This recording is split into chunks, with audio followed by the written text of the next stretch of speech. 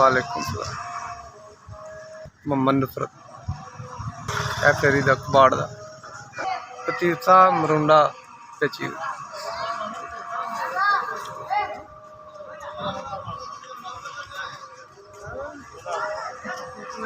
इत्थे ताज तो एक बच्ची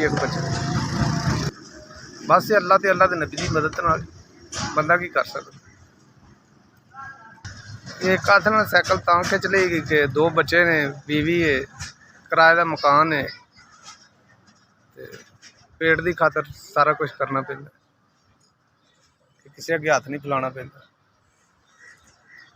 हथ मशीन जायज टोके पेट तू कपड़ा चुगना तो पेट नंगा ही है। ऐ सुबह की टेप खराब सी, हुण निकले ठीक कराई है, टाइम लगा लैट ही। छोटे छोटे बच्चे ने, सवेर की टेप खराब सी, पैसे है नहीं सी किसी को फड़ के तो फिर टेप सही कराई, तीसरा कूड़ा बेच ही गया। इन्नी हाँ ने मजदूरदार बंदे हैं।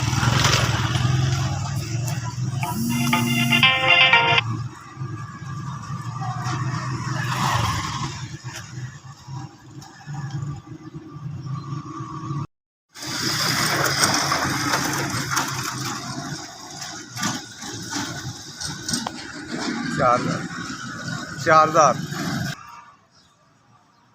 ये 4,000 जिन्होंने दिता है उन्होंने अल्लाह ताला तंदुरुस्तियां देवे, रहमत देवे, सेहत देवे।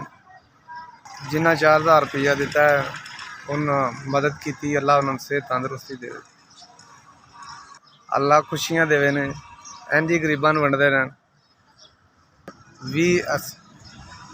SVS बड़ी मेहरबानी जी, अल्लाह इंज ही तुहानूं गरीबां दी मदद करदे रहो, बड़ी मेहरबानी।